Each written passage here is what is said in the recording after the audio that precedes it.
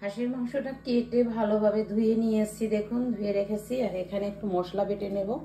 প্রথমে আমি গোলমরিচগুলোকে ভালোভাবে মিহি করে শিলনোড়ায় আমি বেটে নেব।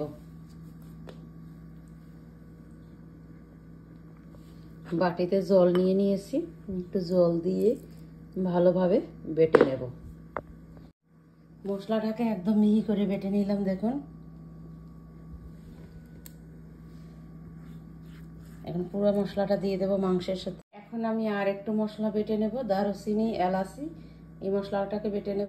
এইদিকে যে গোলমরিচ বেটেছিলাম, সে গোলমরিচটা ভালোভাবে শুধু গোলমরিচটা দিয়ে ম্যারিনেট করে আমি 10 মিনিটস রেখে দেব।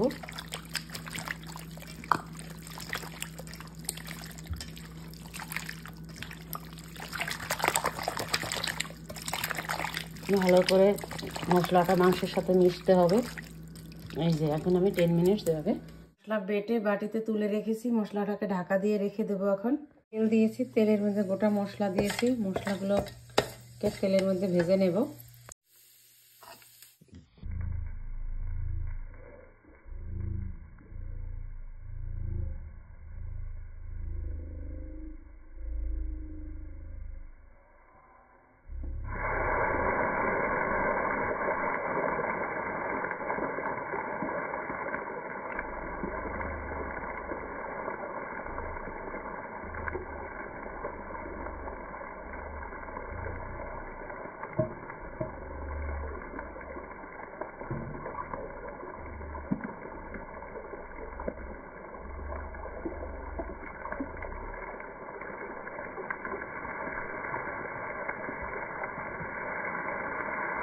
কেটে রেখেছিলাম আলুটাকে একটু নুন হলুদ মাখিয়ে আলুটাকে একটু ভেজে নেব।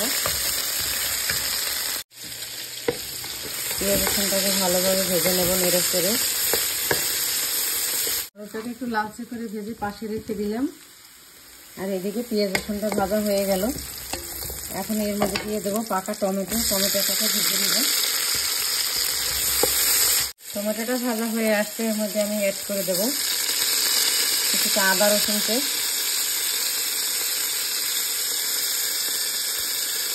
আদা রসুন পেস্ট দিয়ে ভালোভাবে নেড়ে দেবো। একটু মশলা অ্যাড করে দেবো, একটু জল দিয়ে দিলাম যাতে মশলাটা পুড়ে না যায়। এখন আমি দিয়ে দেবো হলুদের গুঁড়ো, মরিচের গুঁড়ো, জিরার গুঁড়ো, লবণ। মশলাটা কষিয়ে নিচ্ছি, দিয়েছি হলুদের গুঁড়ো, মরিচের গুঁড়ো, লবণ, জিরার গুঁড়ো, আদা রসুন পেস্ট, পেঁয়াজ রসুন টমেটো আর গোটা মশলা দিয়েছিলাম। সবগুলোকে ভালোভাবে কষিয়ে নেব। জলটা টেনে যাবে, যখন তেল উপরে উঠে যাবে তখন বুঝবেন যে মশলাটা ভালোভাবে কষানো হয়ে গেছে। মশলাটা যতক্ষণই না ভালোভাবে কষানো হবে মাংসের টেস্ট কিন্তু ভালো আসবে না। তাই মশলা কষানোর মধ্যেই মাংসের কিন্তু টেস্ট চলে আসে। তাই খেয়াল রাখতে হবে মশলাটা যাতে ভালোভাবে কষানো হয়। তেল একদম উপরে চলে আসবে, যে তেল উপরে চলে আসতেছে, জলটা টেনে যাবে, তেলটা উপরে চলে আসবে, তখনই বুঝবেন মশলা কষানো হয়ে গিয়েছে।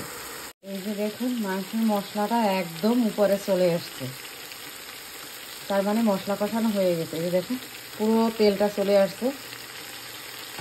এই যে এখন আমি যে মাংসটা ম্যারিনেট করে রেখেছিলাম এটাকে ফেলাই দিলাম মশলার মধ্যে ফেলাই দিয়ে এখন ভালোভাবে নেড়ে চেড়ে নিতে হবে।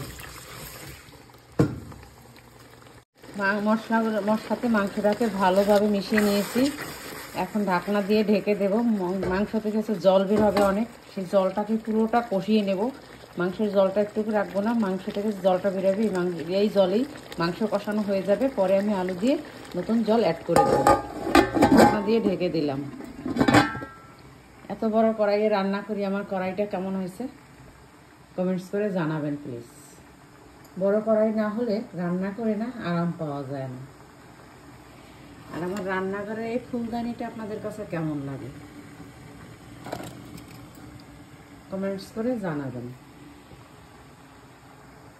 মাংস থেকে কতটা পরিমাণে জল বেরিয়েছে দেখুন। আর একটু পর পর ঢাকনা খুলে এভাবে নেড়ে দিতে হবে যাতে মশলাটা নিচে লেগে না যায়।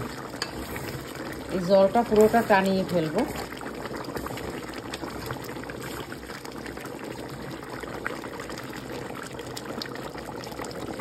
একটু পর পর ঢাকনা তুলবো, নেড়ে দেবো। এই যে গাছটা দেখছেন কাঠ শুকনো, এটা হচ্ছে চুই ঝাল। এটার উপরের ছোলাটা এখন ফেলে দিয়ে মাংসের মধ্যে দিয়ে দেবো। মাংসের স্বাদ দ্বিগুণ বেড়ে যাবে। চুই ঝাল না হলে কি হাঁসের মাংস হয় বলুন তো? এখন আমি অ্যাড করে দেবো চুই ঝাল। চুই ঝাল কারা কারা চিনেন না তারা দেখে নেন। এটা একটু দেখতে কাঠ, চুই গাছ। এটাকে এখন দিয়ে দিলাম। হাঁসের মাংস খাবো আর চুই ঝাল দেবো না, তা কি হয় কখনো? দেখুন তো, জলটা পুরোটা টেনে গিয়েছে। এই দেখুন,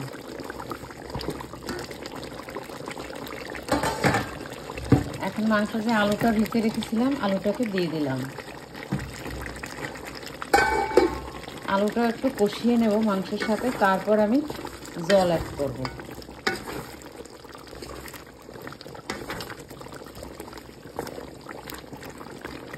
5 মিনিটস আলুটাকেও কষিয়ে নেব মশলার সাথে, তারপরে আমি জল অ্যাড করবো। মসুরি ডাল ধুয়ে ভিজিয়ে রেখেছিলাম 2 ঘন্টা। 2 ঘন্টা পরে ব্লেন্ডারে ব্লেন্ড করে নিয়েছি। এখানে কুচি করে কেটেছি পেঁয়াজ, কাঁচামরিচ, ধনিয়া পাতা দিয়ে দিলাম সবগুলোকে। দিয়ে এখন ভালোভাবে ম্যারিনেট করে নেব। জল অ্যাড করে দিলাম।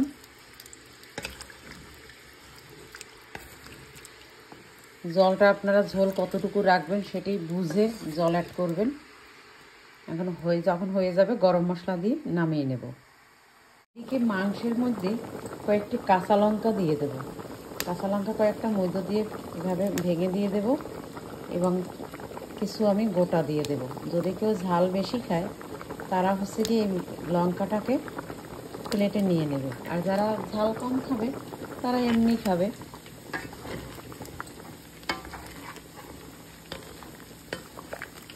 একটু নেড়ে দিলাম। মাংস অলমোস্ট হয়ে আসছে, একটু ঝোল রাখবো। যে গরম মশলাটা আমি বেটে রেখেছিলাম সেই মশলার ভিতরে একটু ঝোল দিয়ে মশলাটাকে এভাবে নেড়ে চেড়ে পুরো মশলাটা দিয়ে দেবো আমি। দারুচিনি এবং এলাচি বাটা।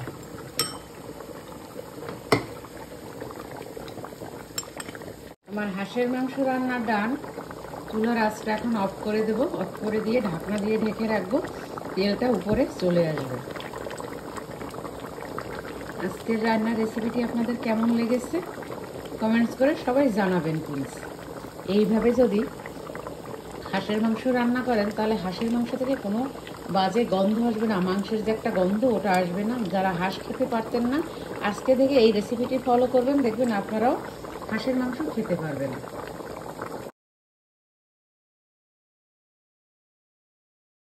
হাঁসের মাংস রান্নার ডান। কালারটা কিন্তু সেই এসছে, দেখুন কত সুন্দর কালার এসছে। কার কার হাঁসের মাংস রান্না এরকম কালার এবং ঘ্রাণ আসে সুন্দর। হাঁসের মাংস অনেকেই রান্না করে দেখতে কালো হয়, আর আমি দেখেন এই যে চুই ঝাল দিয়েছি, এটা চুই ঝাল গাছ, চুই গাছের চুই ঝাল ছাড়া কি আর হাঁসের মাংস হয় বলুন? আর হাঁসের মাংসটা কত লাল হয়েছে, টকটকা টকটকা লাল, দেখুন স্বাদও সেই রকমের হয়েছে। এই রেসিপিটা আপনারা ফলো করুন, আপনাদের রান্নাও ঠিক এরকমটা হবে।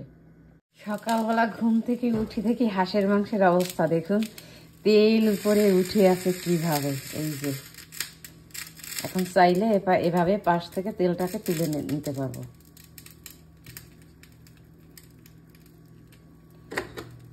ওভেন অন করে দিলাম, গরম করে নিয়ে যাব।